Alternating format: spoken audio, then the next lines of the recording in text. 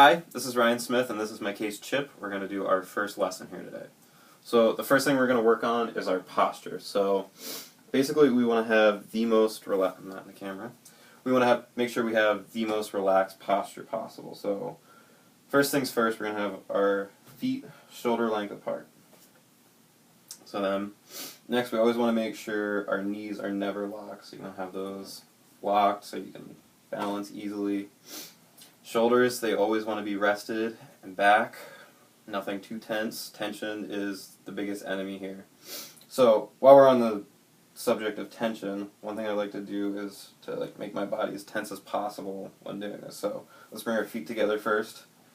And then basically what we're going to do, we're going to lock everything up going from your feet the whole way up to your shoulders. So just watch me for a sec. I'm going to tense up my toes and my legs, lock everything up, tighten up my shoulders, my arms and everything, and my neck. And once I do that, I'm going to slowly release everything, and then bring my legs out apart, and you feel like you're relaxing. So we can do that together now. So get your toes, your legs, lock your knees, make everything as tight as possible, lock your shoulders, arms and everything, and slowly release. Get everything nice back down in. Spread your legs out. Make sure you can kind of feel the balance there, nothing too tense. Okay, so now that we have everything relaxed, I think we're good to go. We can move on to breathing. So the biggest thing with breathing is we want to make sure we take in as much air as possible with the least amount of tension. So the way we like to describe that is getting fat. So I mean, you played trombone before, so you know how that works. You know, you want to breathe deep. You don't want to breathe from up in your shoulders. Everything needs to come from your gut. So if you watch me, you go, and you can feel the expansion here. So if you put your hands like this on yourself, take a big breath in. Yeah, try not to move your shoulders too much. You want to make sure it's all down in here. There you go. Now it is okay if your shoulders move, but you want to make sure your gut is the first thing moving. So another way to feel the expansion is to put your hands on your back. And when you breathe in, you're going to feel your lungs kind of push back a little bit. It's a really subtle thing, but you can definitely feel the difference once you start working on it. So then, to exhale, so we're going to take a big inhale, and then to exhale, we're going to make sure we push everything from our gut again. So breathing always, it starts and ends with the gut. So let's breathe in, we're going to get fat, and then we're going to breathe it all out, and we're going to try to let out as much air as possible. So here we go.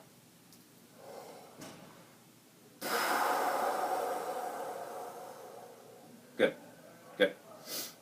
So another thing we can do, we get to lay on the floor for this part. This is to feel the expansion. Let's go ahead and lay down on the floor.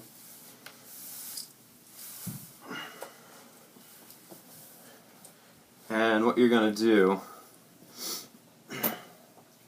it's just you're going to want to breathe just as natural as possible. So just try taking a big breath in.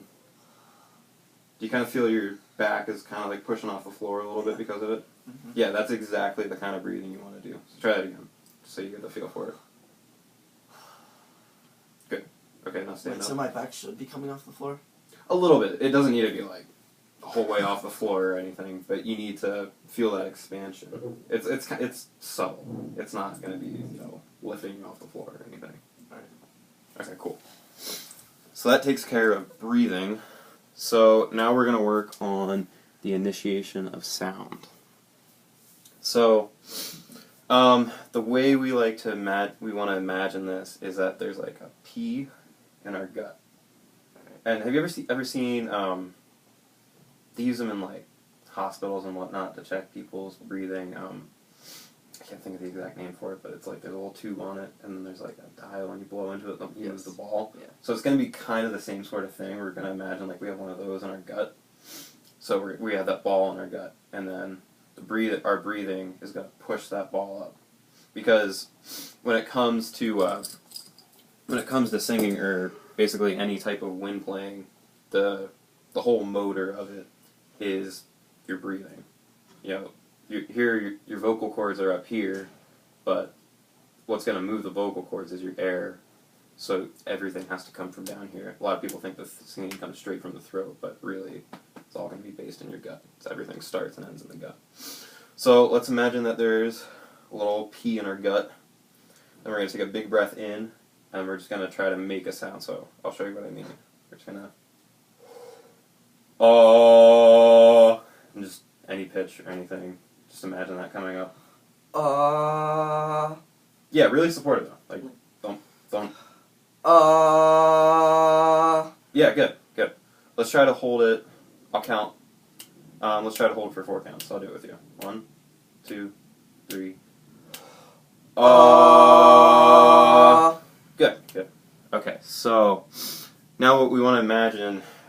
This is going to help even more with the initiation of the sound. We kind of imagine, like, I'm going to punch you in the gut, and all that air is just going to push it out as fast as possible. Okay. So it doesn't matter how long we hold this one, but just, you want to have that, that force behind the air. Maybe force isn't the best word for it, because that kind of makes it feel like it should be tense. Yeah, there should be that intensity behind it. Yeah. So let's try that again. 1, 2, 3. Yeah, good, good. Okay, so we're going to try to hold this one out for as long as possible with the same intensity and the least amount of tension. But, sorry, I just totally lost what I was going to say.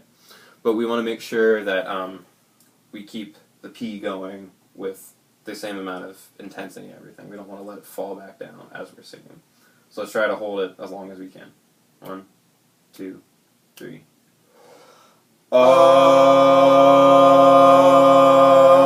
Yeah, good, good.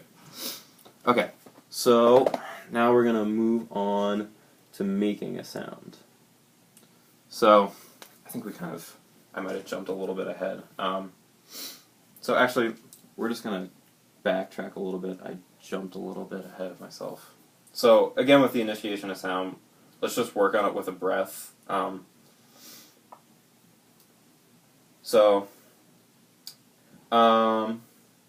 Yeah, we're just going to work on the initiation. We're not going to work on making a sound or anything. So it's going to be the same thing we just did, but we're just going to do it with breathing. So we'll take a big breath in, we'll hold it out for 4 counts, and just all that same intensity like we just practiced. So 1, 2, 3.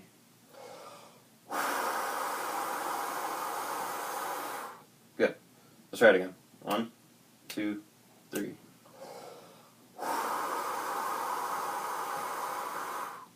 And a good way to imagine that is, like you just made a paper airplane, and you're throwing it, and it's just going to glide.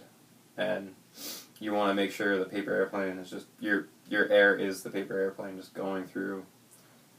So let's try that again. 1, 2, 3. Yeah, exactly. Okay, and yeah, the same analogy as the P and everything. Okay, so now we're on to making the sound. So we kind of hit on this already. So right now we're going to focus on an ooh sound. So can you say ooh? Ooh. Ooh. Ooh.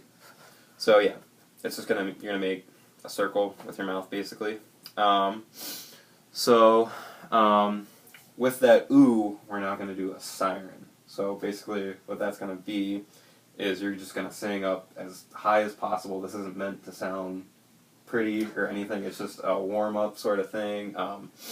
So basically, how it's gonna work is like this. You're just gonna take a big breath in. I'll demonstrate here. Take a big breath in, and then start as high as you can and go down as low as you can. So.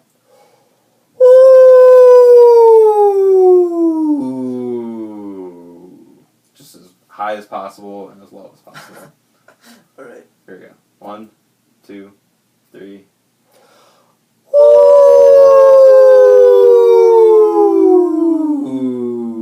Can you go any higher? Probably. Yeah. As high. Should I do that? Yeah, literally. As high and as low as possible. We want to get the whole range here. Here we go. 1, 2, 3.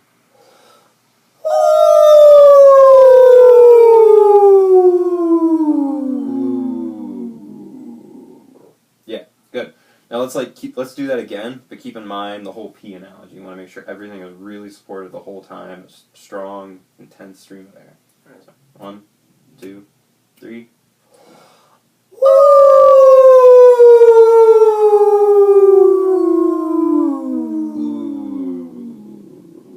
Good. Good. Really good. Okay. So that's sounding really good. Okay, so now we want to focus on the resonator. So, basically, it's kind of weird to think. I always thought it was kind of weird that vocalists think of their body as the instrument, but that's actually what it is. Because you come from we both come from instrumental backgrounds where the instrument is something physical and we actually have to play it. But with a singer, the instrument is their body. So with any instrument, there's a part of the instrument that's going to resonate the sound and everything. So on brass instruments, that's going to be the bell and everything, and same with a woodwind instrument. So with vocalists, it's the mouth, and you want to make sure that everything is as open as possible, so it resonates as loudly as possible, or as much as possible, not necessarily loud. So the best way to do that is to imagine that you're yawning. So you want to take a big yawn. And if you feel how open everything is when you yawn, you drop your jaw like almost as far as it can go. So try that. You might actually end up yawning from it. But yeah, you see that everything is really, really open, and that's exactly what you want to do when you're singing. It's going to feel kind of odd at first because if you look at a singer, it doesn't seem like they're opening their mouth that far, but they're really, really extending things. Everything is just, they're not so much stretching it as far as they can because that would make everything really tense, but they're opening it as much as they possibly can so they get a really resonant and present sound. So try that again, and if you feel back here, you can kind of feel where your jaw is. You can really feel everything drop. If you drop your jaw, then you can feel how open everything gets. So now let's try doing another siren, but we're going to keep our hands on our face here, and we're going to keep everything real open. So let's try that. 1, 2, 3.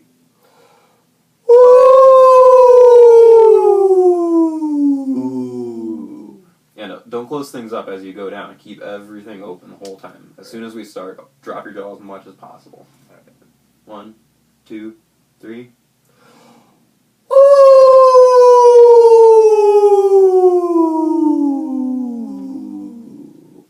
Good, good. Okay. So, another analogy that my professor showed in class that I had never thought of this one. I don't know if I would use it with middle school students, but I can use it with you. I think is imagining putting your fist in your mouth or your finger to so everything is open as possible. Now you don't want to actually stick your whole fist in your mouth, but it's just another way to imagine how open everything is. So let's try doing that. We'll put however you want to do it. I'm not sure what the best way to do it is. I'm actually stick it in there or no? I don't know. Don't be afraid to. We just want to practice how open everything should be. It's going to seem really silly, but that's seriously how open everything needs to be. So if we do that, you feel how open that is? Yeah. So let's try doing a siren like that. There you go. 1, 2, 3.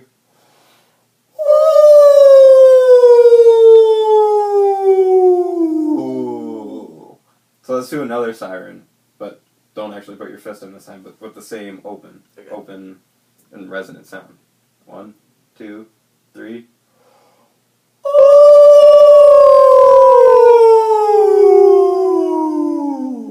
Yeah, do you feel a difference in that? A little bit, yeah. Okay. Okay, so now we'll work on some patter singing. How am I doing on time here? Oh wow, we've been going for a little while here. Okay, so we're just going to work on singing some triads real quick. I'll try to make this as short as possible here. So we're just going to start on an F here. Da. So just repeat after me, and then we're not going to sing on any syllables yet. It's just going to be ooh. So ooh, ooh, ooh, ooh. Now don't forget your breathing and everything. Is that getting too low for you? I can't go that low. Okay, so let's start up